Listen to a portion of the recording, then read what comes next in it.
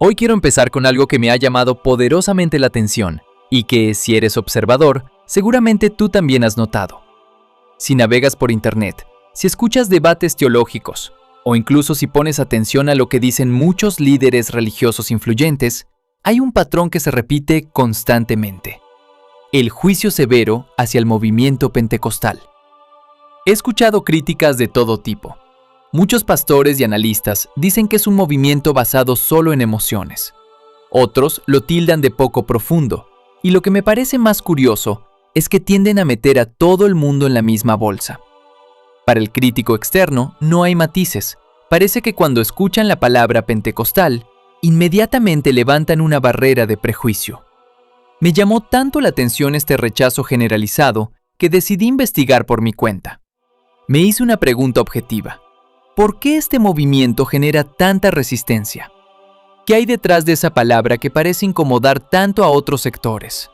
Y lo que he averiguado en mi investigación me ha dejado sorprendido, porque la realidad es mucho más compleja de lo que cuentan los críticos. Lo primero que descubrí es que la mayoría de los que juzgan lo hacen sin separar las ramas. No distinguen entre el espectáculo mediático y la devoción genuina de las comunidades locales. Pero lo que más me impactó fue encontrar un sector de este movimiento que posee una valentía que hoy es escasa. Hablo de personas que, según lo que he podido observar, han decidido negarse a las corrientes de este mundo. En una sociedad donde la presión por encajar y seguir las modas es asfixiante, me encontré con un pueblo que tiene la firmeza de decir no, y lo hacen con un objetivo claro: agradar a Dios antes que buscar la aprobación de los hombres. Desde fuera, muchos llaman a esto fanatismo o legalismo, debido a su forma de vestir, su modestia o su conducta reservada. Pero cuando analizas los hechos con objetividad, te das cuenta de que no es falta de libertad, sino una identidad innegociable. El juicio parece venir precisamente de ahí, de su negativa a ser reflejo de la sociedad actual. Al decidir vivir bajo sus propios principios bíblicos, se convierten en una especie de desafío para la conciencia de los demás. En este primer segmento de nuestra investigación, quiero que nos quitemos los lentes del prejuicio por un momento. No vamos a mirar este movimiento como lo pintan los críticos, sino como lo que los datos y la historia muestran. Un grupo que, a pesar de ser señalado, tachado de anticuado o incluso de ignorante por algunos sectores, sigue creciendo con una fuerza imparable. ¿Es posible que lo que el mundo critica sea, en realidad, una muestra de integridad que ya no se ve en otros lugares? Pero hay un detalle técnico, casi como un misterio por resolver, que es lo que realmente marca la línea divisoria entre unos y otros: la fórmula del bautismo. Cualquier investigador que abra la Biblia se va a encontrar con una aparente contradicción que este grupo ha analizado a fondo. Verán, la mayoría de las iglesias bautizan repitiendo la frase: en el nombre del Padre, del Hijo y del Espíritu Santo, basándose en las palabras de Jesús en Mateo 28:19. Pero lo que me llamó la atención al investigar la postura de los pentecostales unicitarios es su agudeza gramatical. Ellos señalan algo que muchos pasan por alto. Jesús no dijo en los nombres, en plural, sino en el nombre, en singular. Para ellos, esto no es un error de lenguaje, sino una clave. Sostienen que Padre, Hijo y Espíritu Santo son títulos de una misma persona, y que ese nombre único, el nombre que los apóstoles usaron después en todos sus bautismos, es Jesús. Es fascinante, porque mientras el resto del mundo religioso ve dos mandamientos distintos, ellos ven una sola identidad. Para este grupo, bautizar en el nombre de Jesús no es contradecir a Cristo, sino obedecerlo al revelar quién es el dueño de esos títulos. Esta interpretación es, precisamente, la que les ha ganado el juicio de muchos sectores tradicionales, pero también es la que les da esa identidad tan compacta y decidida que los hace diferentes a cualquier otra rama. Para entender cómo llegamos a las convicciones de hoy, tenemos que retroceder en el tiempo, exactamente a abril de 1906. Al investigar los archivos históricos, uno se encuentra con un lugar que parece el escenario menos probable para un cambio mundial. Un viejo establo abandonado en la calle Azusa, en Los Ángeles. Allí, un hombre llamado William Seymour hijo de esclavos y con muchas limitaciones físicas, empezó a predicar. Lo que ocurrió en ese lugar fue un fenómeno que los periódicos de la época tacharon de escándalo, pero que hoy la historia reconoce como el nacimiento del pentecostalismo moderno. Lo más impresionante para un observador externo no es solo el fervor, sino que en una época de racismo extremo, allí blancos y negros, ricos y pobres, se arrodillaban juntos. Ese fue el primer chispazo, un retorno a la experiencia del Espíritu Santo. Pero mientras seguía los rastros de esta historia, me di cuenta de que el movimiento no se quedó ahí. Durante los primeros 7 años, todos eran conocidos simplemente como pentecostales. Sin embargo, en 1913 ocurrió lo que yo llamo el gran dilema teológico. Sucedió en un campamento en Arroyo Seco, California. Un grupo de predicadores, mientras estudiaban las Escrituras de manera casi obsesiva, se detuvieron en seco ante una pregunta. ¿Por qué si Jesús mandó bautizar en el nombre del Padre, del Hijo y del Espíritu Santo, vemos a los apóstoles en todo el libro de los Hechos bautizando únicamente en el nombre de Jesús? Este es el momento en que la historia se divide. No fue una división por dinero o por poder, sino por una palabra. Este grupo de investigadores bíblicos llegó a la conclusión de que Jesús era el nombre que unificaba todos los títulos. Fue una revelación que sacudió los cimientos del movimiento. Aquí es donde aparece la valentía de la que hablábamos en el segmento anterior. En 1916 se produjo la ruptura oficial. A estos hombres se les dio un ultimátum. O regresaban a la fórmula tradicional de la Trinidad o debían abandonar sus organizaciones. Y aquí está lo asombroso. Cientos de pastores prefirieron quedarse sin credenciales, sin templos y sin el apoyo de sus colegas con tal de ser fieles a lo que ellos consideraban la verdad bíblica del nombre. Fue así como nació el pentecostalismo unicitario. No nació como una organización rica, sino como un grupo de personas dispuestas a ser juzgadas y marginadas con tal de guardar lo que ellos veían como la doctrina original de los apóstoles. Es fascinante notar que, desde sus inicios, este movimiento estuvo marcado por el sacrificio y por una decisión radical: agradar a la verdad antes que a la mayoría. Lo que empezó en un establo en 1906 y se transformó en una convicción doctrinal en 1913, estaba a punto de cruzar fronteras y llegar a lugares donde nadie los esperaba. Pero, ¿cómo pasó esa llama de California a las montañas de Colombia y a los pueblos de México? Pero, ¿qué pasó con el grupo que decidió no seguir la revelación del nombre de Jesús? Es importante que entendamos esto para ver el cuadro completo. La rama que decidió mantener la doctrina de la Trinidad, el pentecostalismo trinitario, tomó un rumbo de organización masiva.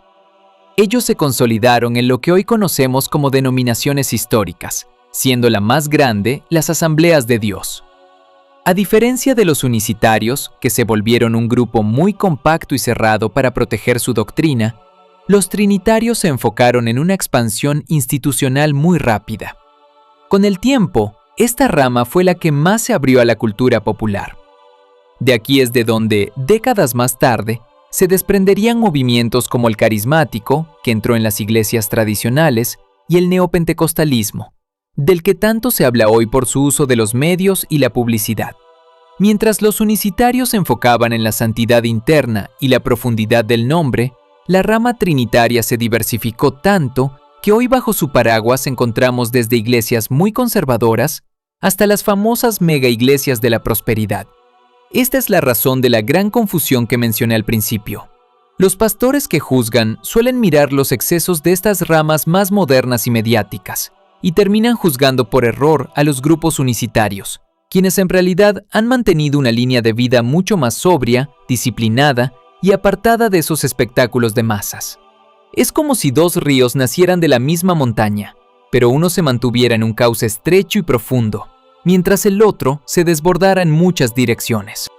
Después de analizar cómo el movimiento se dividió en Estados Unidos, surge una pregunta fascinante para cualquier investigador. ¿Cómo llegó este mensaje tan radical a nuestros países de habla hispana?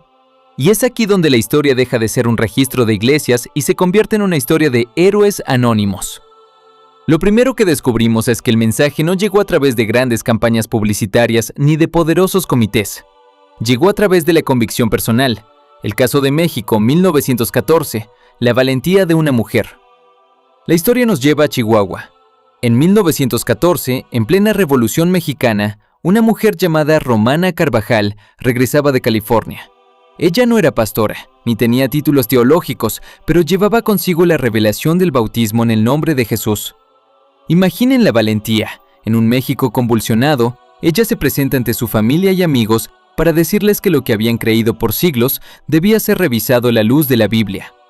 Ella bautizó a sus primeros familiares, y de esa pequeña semilla nació lo que hoy es la Iglesia Apostólica en México. Es asombroso pensar que la rama unicitaria en español nació gracias a la determinación de una mujer que no buscó el aplauso de los hombres, sino la obediencia a lo que ella consideraba la verdad. El caso de Colombia, 1937, el misionero y la persecución. Años más tarde, la investigación nos traslada a 1937, al puerto de Buenaventura, Colombia. Allí desembarca un misionero canadiense llamado Axel Werner Larsen. A diferencia de otras misiones que traían mucho dinero, Larsen llegó con lo justo. Se estableció en Bucaramanga y empezó a predicar un mensaje que chocaba de frente con la tradición religiosa dominante de la época. Lo que he podido documentar de esos años es impresionante. Los primeros pentecostales en Colombia no solo fueron juzgados, fueron perseguidos. Les cerraban las puertas, los apedreaban y los tildaban de locos. Pero aquí es donde el análisis se pone interesante. ¿Por qué crecieron tanto a pesar del rechazo? Porque, al igual que los pioneros de 1913, los colombianos que recibieron el mensaje adoptaron una disciplina de vida inquebrantable. Lo que hoy conocemos como la IPUC, Iglesia Pentecostal Unida de Colombia, no creció por marketing, sino por el testimonio. La gente veía personas que dejaban vicios, que transformaban sus hogares y que mantenían una conducta de santidad tan estricta que era imposible ignorarlos. Es fascinante ver que, mientras en otros lugares el pentecostalismo se volvía un espectáculo, en Colombia y México se mantenía como un refugio de identidad y resistencia. Estos pioneros no querían parecerse al mundo para atraer gente. Ellos querían que la gente viera en ellos algo que el mundo no tenía. Hoy, cuando miramos hacia atrás, nos damos cuenta de que esas raíces de sacrificio son las que sostienen la estructura de estas iglesias. No nacieron en la comodidad, nacieron en la lucha por una doctrina que consideraban sagrada. Pero, ¿cómo se traduce esa historia a la forma en que adoran hoy? ¿Y por qué su música sigue siendo el puente principal con esa fe de los pioneros? Eso es lo que analizaremos en nuestro cierre. Llegamos al final de este recorrido, y es aquí donde todas las piezas del rompecabezas encajan. Hemos hablado de historia, de divisiones teológicas y de pioneros valientes en México y Colombia. Pero para entender realmente a este movimiento, hay que escucharlo cantar. Cualquier investigador que entre a una de estas congregaciones notará que la música no es un simple adorno. Cuando entonan coros como «Quiero llenar tu trono de alabanza», no están buscando un éxito en las listas de reproducción, es una búsqueda de intimidad. Como vimos al principio, este grupo se niega a agradar a los hombres, y esa música es su lenguaje directo con Dios. Es una alabanza que nace de la convicción de que solo hay un trono y un solo nombre sobre ese trono. Sin embargo, tras analizar todo este panorama, quiero cerrar con una reflexión muy necesaria para todos nosotros, especialmente para quienes juzgan desde afuera y para quienes están dentro. Ninguna denominación es perfecta. A lo largo de la historia, hemos visto cómo los hombres, en nuestro intento por defender la verdad, a veces cometemos errores. Las instituciones están formadas por personas, y donde hay personas, hay fallas. Por eso, el juicio de muchos pastores a veces se nubla al ver los errores humanos y no el fondo espiritual. Pero debemos recordar algo fundamental. El único perfecto es Jesucristo. Las iglesias, ya sean unicitarias, trinitarias o de cualquier rama, son simplemente vasijas de barro. Lo valioso no es la vasija, sino el tesoro que lleva dentro. La valentía que hemos resaltado hoy no viene de una organización, sino de individuos que, a pesar de sus imperfecciones, han decidido ser fieles a una revelación. Así que, mi conclusión en esta investigación para Profecías Digital es esta. No juzguemos el libro por su portada, ni a una fe por los errores de sus miembros. Si algo nos enseña la historia de estos pentecostales es que, en un mundo que se cae a pedazos, todavía hay gente dispuesta a ser anticuada para ser fiel. Gente que prefiere ser señalada por los hombres con tal de ser aprobada por Dios. Al final, no se trata de quién llegó primero o quién tiene el templo más grande. Se trata de quién, con un corazón sincero, logra llenar ese trono de alabanza cada día. Gracias por acompañarme en este análisis extendido. Si este viaje por la historia te ha hecho ver las cosas de una manera diferente, te invito a que compartas tu opinión en los comentarios. ¿Es posible que estemos juzgando lo que no conocemos? Nos vemos en la próxima entrega.